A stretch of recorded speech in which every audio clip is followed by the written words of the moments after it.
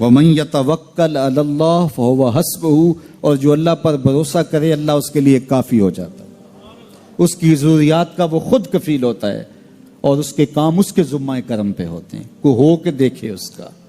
تو جو اللہ سے ڈرے اللہ اس کے لیے راستے بناتا ہے۔ حضرت عوف بن مالک رضی اللہ تعالی عنہ الاشجعی حضور کی خدمت میں حاضر ہوئے اور عرض گزار ہوئے کہ میرا بیٹا سالم مشرکین کی قید میں ہے اور میں فاقوں کی حالت میں ہوں۔ تو فرمایا آل محمد کے پاس ایک سیر جو ہیں، بس اس کے علاوہ ہمارے پاس بھی کھانے کے لیے دنیاوی اسباب نہیں ہیں۔ کہا صبر کرو اور اللہ سے ڈرو، اور لا حول ولا قوت الا باللہ کثرت کے ساتھ پڑھو۔ یہ ایسا وظیفہ ہے، ایک حدیث پاک میں آتا ہے کہ یہ 99 بیماریوں کا علاج ہے، اس میں سب سے کم درجے کی بیماری ہم اور غم ہے۔ یہ دکھوں کا مداوع ہے، مشکلات کا علاج ہے، اور یہ وظیفہ میرے حضور نے بتایا۔ حضرت ابو ذر غفاری رضی اللہ تعالیٰ عنہ کو حضور نے 5 چیزیں بتائی تھیں، ان میں سے 5ویں چیز یہ تھی کہ ابو ذر کثرت کے ساتھ لا حول ولا قوت الا باللہ پڑھا کرو۔ فرمایا عرش الہی کے نیچے ایک خاص خزانہ ہے، یہ وظیفہ وہاں سے آیا ہے۔ یہ زندگی میں معمول بنا لو، جب پھنس جاؤ، مشکلات میں آ جاؤ تو لا حول ولا قوت الا باللہ پڑھو، اللہ راستے کھولے گا۔ تو حضور نے 3 چیزیں فرمائی، اللہ سے ڈرو، صبر کرو، اور کثرت کے ساتھ لا حول ولا قوت الا باللہ پڑھو۔ وہ فرماتے ہیں کہ میں یہ عمل شروع کیا، ابھی گھر میں بیٹھا ہی تھا کہ دروازے پہ دستک ہوئی، تو میں اٹھا کہ دروازہ کھولوں دیکھوں کہ کون ہے۔ تو دروازہ کھولا، دیکھا میرا بیٹا کھڑا ہے اور اس کے پیچھے 100 اونٹ کھڑے ہیں۔ تو میں نے کہا کہ تم اور یہ اونٹ؟ کہا مجھے موقع لگ گیا، میں ان کی قید سے بھاگ آیا اور آتے آتے ان کے 100 اونٹ بھی ہانک لایا ہوں۔ وَيَرْزُقْهُ مِنْ حَيْثُ لَا يَحْتَسِبُ، وہ تمہیں وہاں سے رزق دے گا جہاں سے تمہیں گمان بھی نہیں۔ اس کے ہو کے تو دیکھو، اللہ اکبر، اللہ کے ہو جاؤ تو پھر وہ تمہاری ضرورتوں کا کفیل ہو جائے گا۔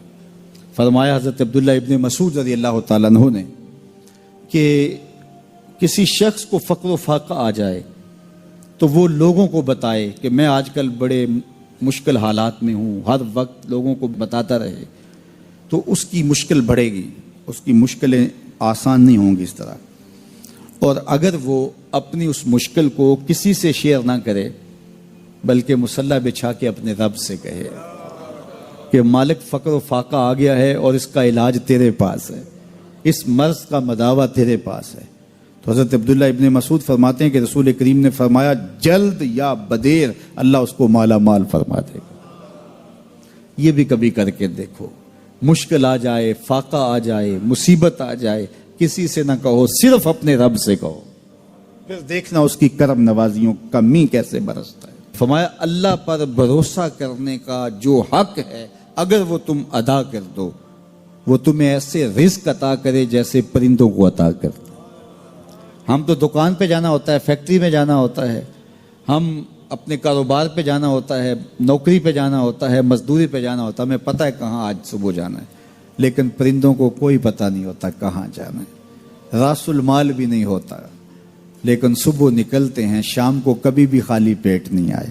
بن توکل پنچھی اڑ دے، خرچ نہ پلے زیرا ہو۔ گھر سے خالی پیٹ نکلتے ہیں، جب واپس آتے ہیں تو پیٹ بھرے ہوئے ہوتے ہیں، اور پھر جو ان کی ضرورت ہوتی ہے اللہ وہ ساری ضرورتیں پوری کرتا ہے، جو ضرورت ان کی ہوتی ہے۔ یہ شیر کتنا گوشت کھاتا ہے اللہ روز اسے دیتا ہے۔ یہ ہنس روزانہ سچے موتی کھاتے ہیں، اور آپ مارکیٹ میں لینے جائیں لاکھوں روپے لگا کے تولے ماشے کے حساب سے آپ خریدتے ہیں، پھر بھی آپ کو یقین نہیں ہوتا کہ یہ سچے ہیں یا 2 نمبر ہیں۔ اور ہنس دنیا پہ کروڑوں جانور پائے جاتے ہیں، روز کھاتے ہیں، صبح بھی، شام بھی، دوپہر بھی، پیٹ بھر کے کھاتے ہیں، اللہ روز انہیں عطا کر۔ کہا اس پہ بھروسہ تو کر کے دیکھو، وہ تمہاری ضرورتوں کا کفیل ہوگا۔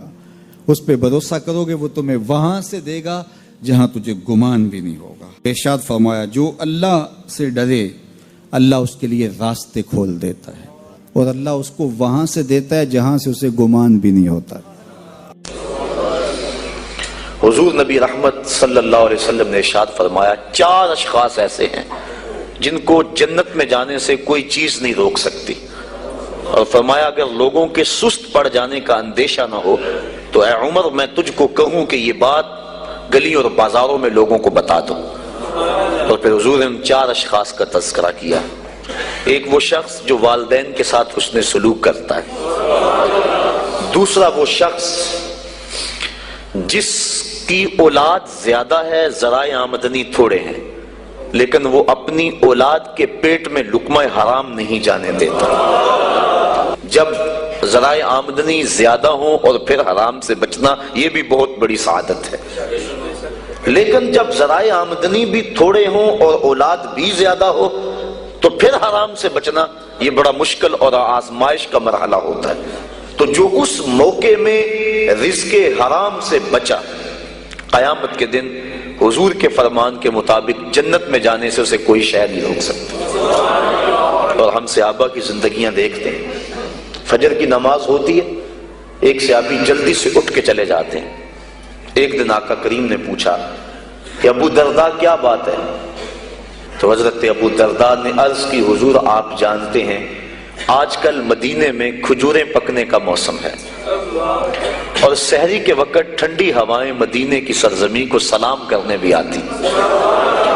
میرے ہمسائے کے صحن میں ایک اونچا لمبا درخت ہے کھجور کا جس کا جھکاؤ میرے گھر کی سمت ہے، اور جب ہوا چلتی ہے تو اس سے کھجوریں ٹوٹ کے میرے ویڑے میں گر پڑتی ہیں۔ میں جلدی جلدی اس لیے چلا جاتا ہوں کہ بچوں کے اٹھنے سے قبل وہ کھجوریں اٹھا کے ان کے گھر میں پھینک دو، کہیں ایسا نہ ہو کہ میرا بچہ کوئی کھجور اٹھا کے اپنے منہ میں ڈال لے۔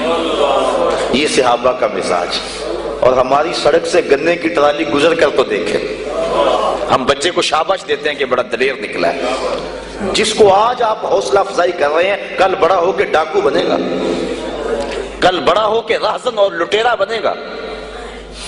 اولاد کی تربیت کے باب میں یہ بات ہے کہ اگر وہ گناہ کا ارتکاب بچپن میں بھی کرتے ہیں تو ان کی وہاں حوصلہ شکنی کی جائے تاکہ ان کے دل میں گناہ سے نفرت پیدا ہو جائے۔